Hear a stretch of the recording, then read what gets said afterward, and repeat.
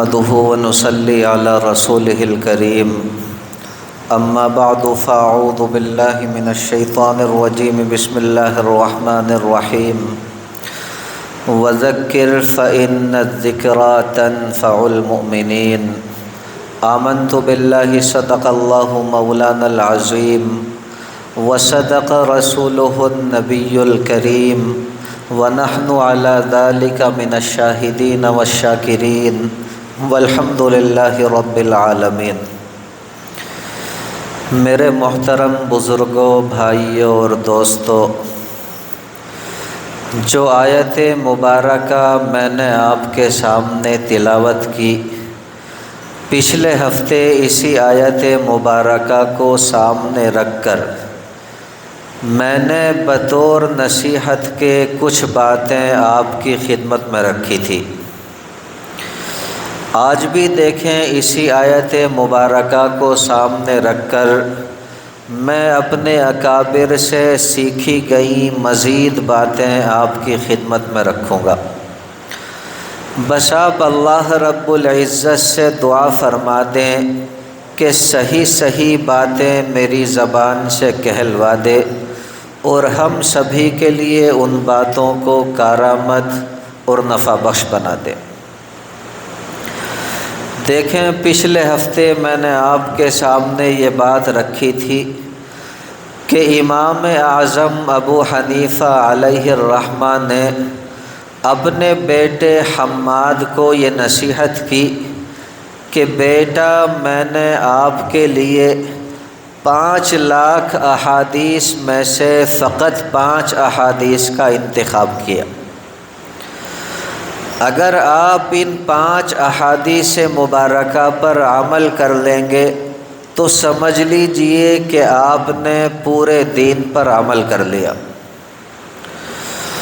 اس میں جو پہلی حدیث مبارکہ امام اعظم ابو حنیفہ علیہ الرحمہ نے بیان کی وہ یہ تھی کہ انما الاعمال بالنیات، کہ اعمال کا جو دار و مدار ہے وہ نیتوں کے اوپر ہے۔ میں نے آپ کو بتایا تھا کہ یہ بخاری شریف کی سب سے پہلی حدیث ہے اور علامہ امام بخاری علیہ الرحمہ نے اس حدیث مبارکہ سے اپنی صحیح کا آغاز فرمایا، اس وجہ سے کہ جب اعمال کا دار و مدار ہی نیتوں کے اوپر ہے تو نیتوں کا ٹھیک ہونا سب سے پہلے ضروری ہے۔ اگر نیت ہی ٹھیک نہیں ہوگی تو پھر اعمال بھی ٹھیک نہیں ہوگے۔ آج یہیں سے میں اپنی بات کو شروع کرتا ہوں۔ دیکھیں، بعض اوقات ایسا ہوتا ہے کہ ہم اعمال تو کرتے ہیں لیکن نیت کے فرق کی وجہ سے ہم لوگ اجر و ثواب سے محروم رہ جاتے ہیں۔ مثال کے طور پر یوں سمجھیں کہ ایک شخص کو اپنا وزن کم کرنا ہے، اب وہ سارا دن نہ کھاتا ہے نہ پیتا ہے، نہ اپنی بیوی کے ساتھ اپنی نفسانی خواہشات پوری کرنے کے لیے اس کے پاس جاتا ہے۔ آپ سیدھے سادے الفاظ میں کہیں کہ ختم سحری سے لے کر سورج کے ڈوبنے تک، یعنی افطار کے وقت تک وہ بندہ نہ کھاتا ہے نہ پیتا ہے اور نہ ہی اپنی بیوی کے ساتھ جائز طریقے سے اپنی نفسانی خواہشات کو پورا کرتا ہے۔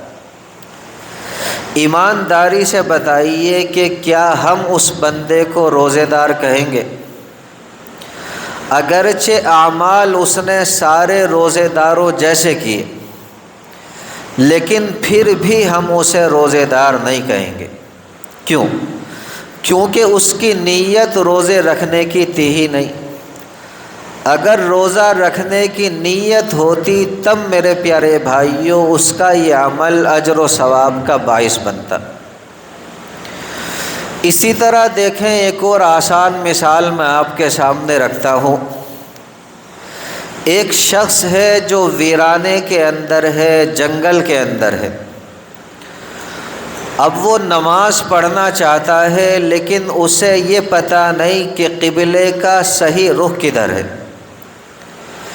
پاس میں کوئی بتانے والا بھی موجود نہیں جو اسے قبلے کی صحیح سمت بتا دے۔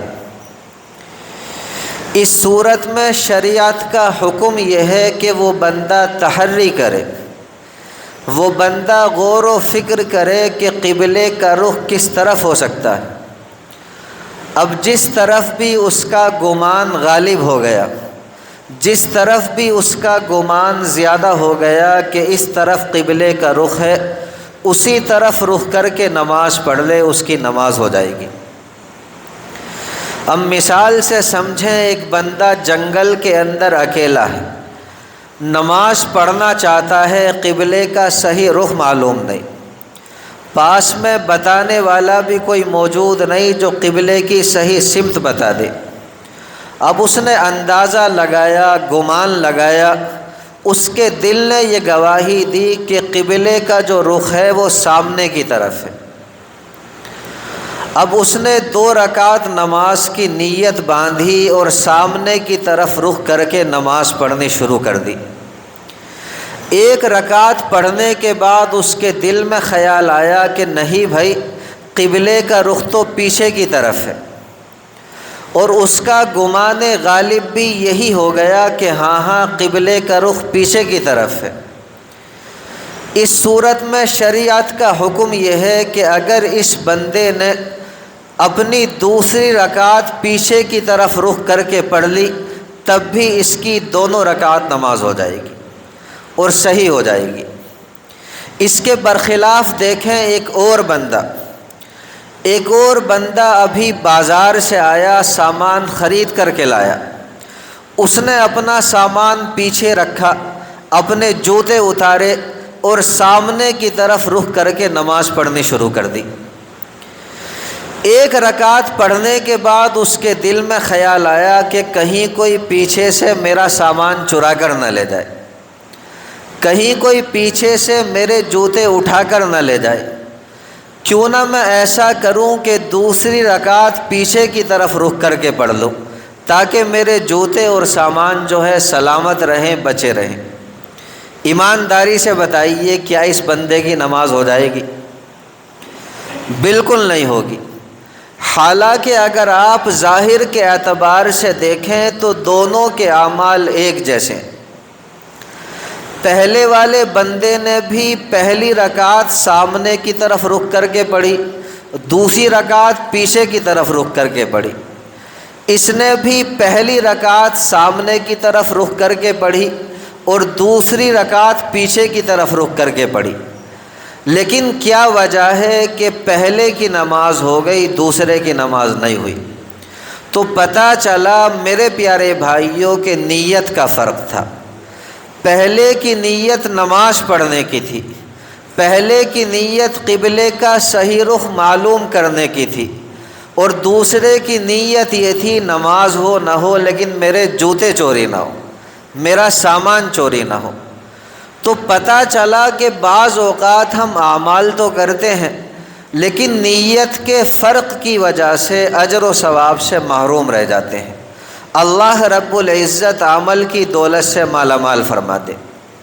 اسی طرح دیکھیں اس حدیث مبارکہ میں سرکار دو عالم صلی اللہ علیہ وسلم نے جو لفظ استعمال فرمایا وہ انما کا لفظ استعمال فرمایا، اور انما جو ہے یہ عربی کے اندر حصر کے لیے آتا ہے، جس کا ترجمہ کرتے ہیں صرف اور صرف، یعنی ہم ترجمہ کریں گے انما الاعمال بالنیات کہ اعمال کا جو دار و مدار ہے وہ صرف نیتوں کے اوپر ہے۔ اور دوسرا لفظ جو سرکار دو عالم صلی اللہ علیہ وسلم نے استعمال فرمایا وہ ہے اعمال کا، انما الاعمال۔ افعال کا لفظ نبی اکرم صلی اللہ علیہ وسلم نے استعمال نہیں فرمایا، جبکہ آپ دیکھیں کہ فعل اور عمل ان دونوں کے معنی عربی زبان کے اندر ایک ہی آتے ہیں، اور وہ ہیں کام کے۔ لیکن فرق یہ ہے کہ فعل کا جو لفظ بولا جاتا ہے وہ اس عمل کے لیے بولا جاتا ہے جو بغیر نیت کے ہوتا ہے، اور یہ کام جانور بھی کرتے ہیں۔ ہم دیکھتے ہیں کہ جانور ہر کام بغیر نیت کے کرتے، اور اعمال کا جو لفظ ہے وہ میرے پیارے بھائیوں انسان کے لیے بولا جاتا ہے، اور انسان جو ہے وہ سمجھدار ہوتا ہے، ذی شعور ہوتا ہے، اکثر کام نیتوں کے ساتھ کرتا ہے۔ اس لیے سرکار دو عالم صلی اللہ علیہ وسلم نے اعمال کا لفظ استعمال فرمایا۔ اسی لیے میرے پیارے بھائیوں یوں سمجھ لیجئے کہ ہمارے پاس ایمان بھی ہونا چاہیے اور اعمال صالحہ بھی ہونا چاہیے۔ آپ کو قرآن مقدس کے اندر جگہ جگہ یہ الفاظ ملیں گے آمنوا وعملوا الصالحات، کہ ایمان لائے اور نیک اعمال کیے، کیونکہ ایمان جو ہے وہ جنت میں جانے کی کنجی ہے اور چابی ہے۔ اب سوال یہ پیدا ہوتا ہے کہ جب ایمان جنت میں جانے کی کنجی اور چابی ہے تو یہ جو نیک اعمال ہیں، اعمال صالحہ، ان کی کیا اہمیت ہے؟ جواب اس کا یہ ہے میرے پیارے بھائیوں، آپ نے دیکھا ہوگا کہ جو چابی ہوتی ہے اس کے کچھ نہ کچھ دندانے ہوتے ہیں۔ اگر چابی کے وہ سارے کے سارے دندانے ٹھیک ہیں تو سمجھ لیجئے کہ اس سے تالا کھل جائے گا، اور اگر وہ دندانے ٹھیک نہیں ہیں تو پھر یوں سمجھیں میرے پیارے بھائیوں کہ تالا نہیں کھلے گا۔ تو یہ جو نیک اعمال ہوتے ہیں یہ یوں سمجھ لیجئے کہ چابی کے دندانے کی طرح ہے۔ اس لیے ہمارے پاس ایمان بھی ہونا چاہیے اور ہمارے پاس نیک اعمال بھی ہونے چاہیے، تبھی جا کر کے میرے پیارے بھائیوں فائدہ ہوگا۔ اسی لیے ایک جملہ ہمیشہ یاد رکھیں کہ جنت کے اندر جو ہمارے درجات ہوں گے وہ ہمارے اعمال کے بقدر ہوں گے، وہ ہمارے اعمال کی وجہ سے ہوں گے۔ اسی لیے قرآن مقدس کے اندر اللہ جل جلالہ نے ارشاد فرمایا وَلِكُلٍّ دَرَجَاتٌ مِّمَّا عَمِلُوا، کہ ہر بندے کو جنت میں جو درجات ملیں گے وہ اس کے عملوں کی وجہ سے ملیں گے۔ اس لیے ہمیں چاہیے کہ اعمال بھی خوب کریں، اور وہ سارے کے سارے اعمال نیک ہونے چاہیے، وہ سارے کے سارے اعمال اچھے ہونے چاہیے، تاکہ کل آخرت میں، کل قیامت میں وہ نیک اعمال ہمارے کام آ جائیں۔ کیونکہ یاد رکھیں میرے پیارے بھائیوں، یہ جو نیک اعمال ہم کرتے ہیں یہ کل آخرت میں ہمارے کام آئیں گے۔ ان کی وجہ سے اللہ رب العزت کے یہاں ہمارے درجات بلند ہوں گے۔ ان کی وجہ سے میرے پیارے بھائیوں ہم لوگ عذاب سے، سزا سے بچ جائیں گے۔ کیسے بچیں گے اس کی تفصیل بھی دیکھیں، میں آپ کے سامنے رکھتا ہوں، بس اللہ رب العزت سے دعا فرما دیں کہ اللہ رب العزت صحیح سمجھ کی اور عمل کی دولت سے مالا مال فرما دیں۔ دیکھیں ایک طویل حدیث مبارکہ ہے جس کے راوی ہیں حضرت عبد الرحمن رضی اللہ تعالی عنہ۔ یہ فرماتے ہیں کہ ایک مرتبہ نبی کریم سرور دو عالم صلی اللہ علیہ وسلم نے صبح کے وقت اپنے پیارے اصحاب کے سامنے یہ بات ارشاد فرمائی کہ آج رات مجھے خواب کے اندر بڑے عجیب و غریب حالات دکھائے گئے۔ اب چونکہ نبی اکرم صلی اللہ علیہ وسلم اسی طرح دیگر انبیاء کرام علیہم الصلاۃ والسلام کے خواب بھی سچے اور وحی الہی ہوا کرتے ہیں، اس لیے یوں سمجھیں کہ سرکار دو عالم صلی اللہ علیہ وسلم کو آپ کے خواب کے اندر قیامت کے مناظر کی تفصیل دکھائی گئی۔ بہرحال آپ صلی اللہ علیہ وسلم نے ارشاد فرمایا میں نے خواب میں دیکھا کہ ملک الموت میرے ایک امتی کی روح قبض کرنے کے لیے اس کے پاس آیا۔ ایسے وقت میں اس کا اپنے ماں باپ کے ساتھ اچھا سلوک کرنا، اپنے ماں باپ کی خدمت کرنا، اطاعت کرنا سامنے آ گیا، اور ملک الموت کو روح کے قبض کرنے سے روک دیا۔ کیا مطلب؟ اس کا مطلب یہ ہے کہ جو بندہ اپنے ماں باپ کے ساتھ اچھا سلوک کرے گا، جو بندہ اپنے ماں باپ کی خدمت کرے گا، جو بندہ اپنے ماں باپ کا اطاعت گزار ہوگا، جو بندہ اپنے ماں باپ کا وفا شعار ہوگا، اللہ جل جلالہ اس کے اس عمل کی برکت سے اس کی عمر کے اندر اضافہ فرما دیں گے، بڑھوتری فرما دیں گے۔ دیکھیں جس طرح صدقہ کرنے سے، جس طرح خیرات کرنے سے اللہ رب العزت اپنے بندوں کی عمر کو بڑھا دیا کرتے ہیں، اسی طرح ماں باپ کے ساتھ حسن سلوک کرنے کے نتیجے میں بھی اللہ جل جلالہ اپنے بندے کی عمر بڑھا دیتے ہیں۔ اس لیے میرے پیارے بھائیوں کہتا ہوں کہ اگر ہمارے پاس ماں باپ کی نعمت موجود ہے، دونوں موجود ہوں یا دونوں میں سے ایک ہو، ہمیں چاہیے کہ ان کی قدر کریں، ان کی خدمت کریں، ان کی اطاعت کریں۔ اللہ جل جلالہ ہم سے خوش ہوں گے، ہماری عمر کے اندر اضافہ فرمائیں گے۔ اسی طرح دیکھیں پیارے نبی صلی اللہ علیہ وسلم ارشاد فرماتے ہیں، میں نے خواب میں دیکھا کہ میرے ایک امتی کو شیطان نے وحشت زدہ کرنے کی کوشش کی، میرے ایک امتی کو شیطان نے ڈرانے دھمکانے کی کوشش کی۔ ایسے وقت میں اس کا ذکر اللہ سامنے آ گیا، اس کا اللہ رب العزت کا ذکر کرنا سامنے آ گیا، اس کا اللہ رب العزت کو یاد کرنا سامنے آ گیا، اور اس کو شیطان کے چنگل اور شیطان کے پنجوں سے بچا لیا۔ کیا مطلب؟ مطلب یہ ہے کہ اگر ہم آج کثرت سے اللہ رب العزت کا ذکر کریں گے، آج اگر ہم کثرت سے اللہ رب العزت کو یاد کریں گے، آج اگر ہم کثرت سے اللہ اللہ کریں گے، تو یقین جانیں میرے پیارے بھائیوں، یہ ذکر اللہ کرنا، یہ اللہ اللہ کرنا ہمیں شیطان کے چنگل سے، اسی طرح شیطان کے پنجوں سے بچا لے گا، محفوظ کر لے گا۔ آپ دیکھیں قرآن مقدس نے بھی اس طرف اشارہ کیا۔ اللہ جل جلالہ نے اپنی پیاری کتاب کے اندر ارشاد فرمایا، ان الذین اتقوا، کہ وہ لوگ جو متقی ہیں، وہ لوگ جو پرہیزگار ہیں، وہ لوگ جو اللہ رب العزت سے ڈرنے والے ہیں، اذا مسہم طائف من الشیطان، جب شیطان کی ایک جماعت ان کے اوپر حملہ آور ہوتی ہے، تذکروا، تو وہ اللہ رب العزت کا ذکر کرنے لگتے ہیں، اللہ رب العزت کو یاد کرنے لگتے ہیں، اور یہ اللہ رب العزت کی یاد اسے شیطانی حملوں سے بچا لیتی۔ اس لیے میرے پیارے بھائیوں، اگر چاہتے ہیں کہ شیطانی حملوں سے محفوظ رہیں تو اللہ رب العزت کو کثرت کے ساتھ یاد کیا کریں۔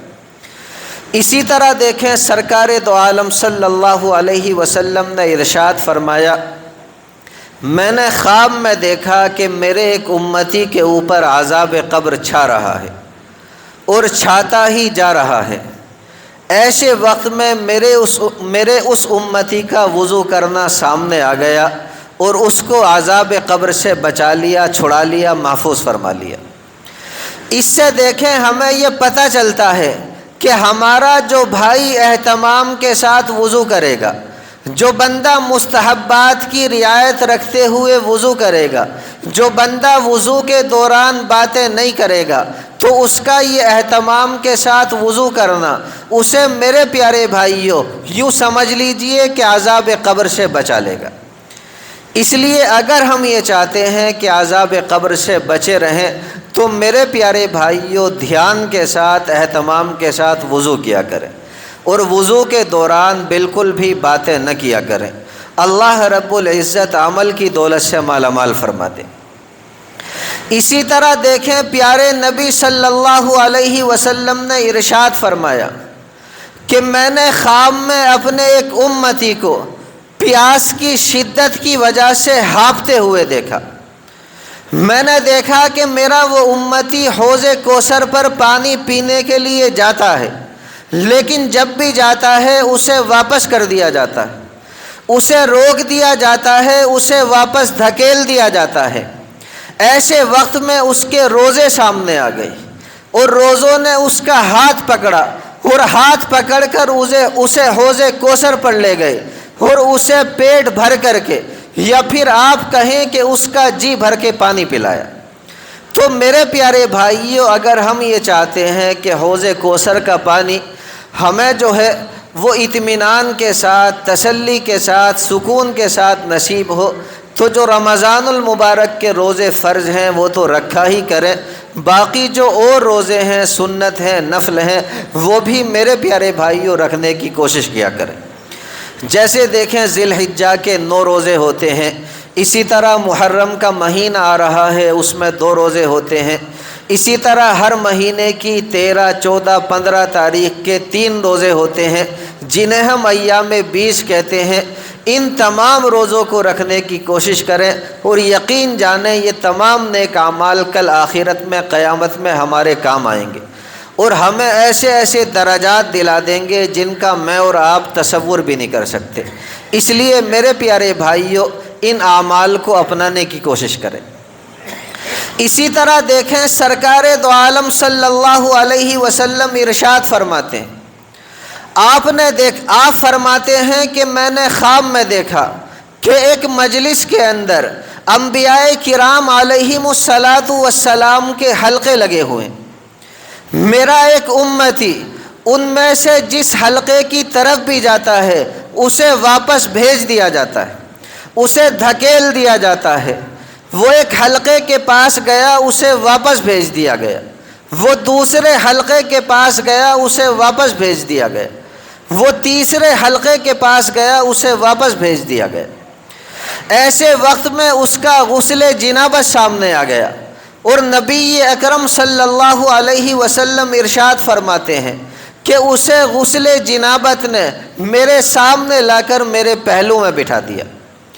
غسل جنابت یہ ہوتا ہے کہ جب بھی آپ ناپاکی کی حالت میں ہو، اپنی بیوی سے ہم بستر ہونے کے بعد ہو یا ایسے ہی احتلام ہو جائے، تو اس ناپاکی سے پاک ہونے کے لیے ہم جو غسل کرتے ہیں اسے غسل جنابت کہتے ہیں۔ اور اس کے بارے میں حکم یہ ہے کہ جب بھی آپ ناپاک ہوں تو جتنا جلدی ہو سکے میرے پیارے بھائیو غسل کر لیں، کیونکہ یاد رکھیں انسان کی موت کا کوئی بھروسہ نہیں ہوتا۔ اللہ نہ کرے اگر ہمیں اس حالت میں موت آ گئی تو کل آخرت میں اللہ رب العزت کے سامنے ایسے ہی ناپاکی کی حالت میں پیش ہونا پڑے گا۔ اس لیے جب بھی ہمیں پاک ہونے کی ضرورت پیش آئے، یا پھر آپ کہیں کہ جب بھی ہمارے اوپر غسل واجب ہو، تو میرے پیارے بھائیوں جلدی سے جلدی غسل کر لیا کریں۔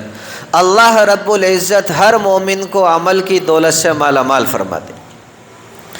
اسی طرح دیکھیں سرکار دو عالم صلی اللہ علیہ وسلم ارشاد فرماتے ہیں، آپ فرماتے ہیں میں نے خواب میں دیکھا کہ میرے ایک امتی کو ہر طرف سے اندھیروں نے گھیر لیا، اسے دائیں سے بائیں سے، اسے ہر طرف سے، یوں سمجھ لیجئے کہ آگے سے پیچھے سے، اسی طرح اوپر سے نیچے سے اندھیروں نے گھیر لیا ہے۔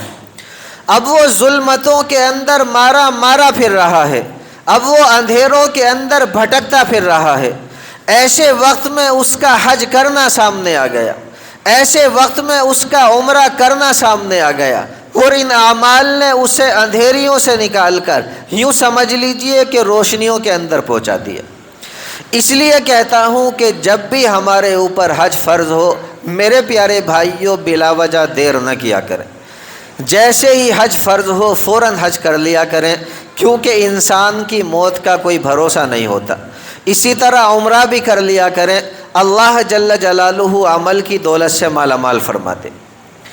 اسی طرح دیکھیں سرکار دو عالم صلی اللہ علیہ وسلم ارشاد فرماتے ہیں، آپ صلی اللہ علیہ وسلم نے ارشاد فرمایا کہ میں نے خواب میں دیکھا کہ میرا ایک امتی لوگوں سے بات کرنا چاہتا ہے، میرا ایک امتی لوگوں سے ملنا چاہتا ہے، لیکن کوئی بھی بندہ اس سے بات کرنے اور اس سے ملنے کے لیے تیار نہیں۔ ایسے وقت میں اس کی صلہ رحمی سامنے آ گئی۔ صلہ رحمی کہتے ہیں دین کی نسبت پر لوگوں سے تعلقات کا جوڑنا، اور جو ہمارے خونی رشتے ہیں ان تمام رشتوں کا خیال رکھنا اور ان کو نبھاتے رہنا، یہ میرے پیارے بھائیوں بہت بڑی نعمت ہے، اللہ رب العزت ہر مومن کو نصیب فرما دے۔ بہرحال دیکھیں صلہ رحمی سامنے آ گئی، اس نے لوگوں کو مخاطب کر کے ارشاد فرمایا، اے مسلمانوں کی جماعت، یہ بندہ مجھے جوڑا کرتا تھا، یہ بندہ مجھے ملایا کرتا تھا، اس لیے تم بھی اس سے جڑ جاؤ، اپنا رشتہ ناتا مضبوط کر لو۔ اس کے بعد لوگوں نے میرے پیارے بھائیوں اس سے مصافحہ کیا، اس سے بات کی اور اسے اپنی جماعت میں شامل کر لیا۔ تو اگر ہم کسی سے اپنا رشتہ ناتا توڑ کر کے بیٹھے ہیں، میرے پیارے بھائیوں دنیا کو سامنے نہ رکھیں، آخرت کے منظر کو سامنے رکھ کر کے ہمیں چاہیے کہ ہم اس سے اپنے رشتے ناتے جوڑ لیں۔ آپ دنیا کو نہ دیکھیں، یہ سوچیں کہ آخرت میں یہ عمل ہمارے کام آئے گا، اور آخرت میں تو ایک چھوٹا عمل بھی ہمارے لیے بہت بڑا ہوگا۔ اسی لیے دیکھیں سرکار دو عالم صلی اللہ علیہ وسلم نے آگے ارشاد فرمایا، آپ صلی اللہ علیہ وسلم ارشاد فرماتے ہیں، میں نے خواب میں دیکھا کہ میرے ایک امتی کے چہرے کو، آپ فرماتے ہیں میں نے خواب میں دیکھا میرے ایک امتی کے چہرے اور بدن کو آگ کے شعلوں نے جلا رکھا ہے، آگ کے شعلوں نے جھلسا رکھا ہے۔ ایسے وقت میں اس کا صدقہ کرنا، ایسے وقت میں اس کا خیرات کرنا سامنے آ گیا، اور وہ سائبان کی طرح اس کے سامنے رکاوٹ بن کر کے کھڑے ہو گئے۔ تو میرے پیارے بھائیوں، اگر آج ہمارے پاس صدقہ ہوگا، خیرات ہوگا، خیرات ہوگی، یقین جانیں یہ سارے کے سارے اعمال کل آخرت میں ہمارے کام آئیں گے اور ہمیں جہنم کی آگ سے بچائیں گے۔ مشہور حدیث مبارکہ کے الفاظ ہیں، نبی کریم سرور دو عالم صلی اللہ علیہ وسلم ارشاد فرماتے ہیں، آپ نے فرمایا ان البلاء لا یتخطاها، کہ مصیبتیں جو ہیں وہ صدقات سے آگے نہیں بڑھتی۔ اس لیے اگر ہم یہ چاہتے ہیں کہ آنے والی دقتوں سے محفوظ رہیں تو میرے پیارے بھائیوں صدقہ ضرور کیا کریں۔ دیکھیں یہ حدیث جو ہے طویل ہے، آج مختصر سی میں آپ کے سامنے بیان کر سکا، آنے والے ہفتے انشاءاللہ پوری کی پوری تفصیل کے ساتھ آپ کے سامنے رکھوں گا۔ آج تو صرف اتنا کہنا چاہتا ہوں، اور جو میرا اصل موضوع ہے کہ کل قیامت میں جو ہے یاد رکھیں ہمارے جو کام آئیں گے وہ نیک اعمال کام آئیں گے۔ اور میں نے آپ کو بتایا تھا کہ اعمال کا دار و مدار نیتوں کے اوپر ہوتا ہے۔ اگر ہماری نیت ہی ٹھیک نہیں ہوگی تو اعمال بھی اچھے نہیں ہوں گے۔ اس لیے نیت کا ٹھیک کرنا سب سے پہلے ضروری ہے۔ اس لیے ہمیں چاہیے کہ ہر اچھا کام کریں، نیت کے ساتھ کریں اور اچھی نیت کے ساتھ کریں، تاکہ کل آخرت میں یہ ہمارے کام آئے۔ آنے والے ہفتے انشاءاللہ ثم انشاءاللہ اس بات کو تفصیل کے ساتھ آپ کے سامنے بیان کروں گا۔ اللہ رب العزت سے دعا فرمائے میرے لیے، اپنے لیے، ساری امت مسلمہ کے لیے، کہ اللہ رب العزت ساری امت مسلمہ کو صحیح ڈگر پر چلا دے۔ اللہ عمل کی توفیق مرحمت فرما دے۔ وما علینا الا البلاغ۔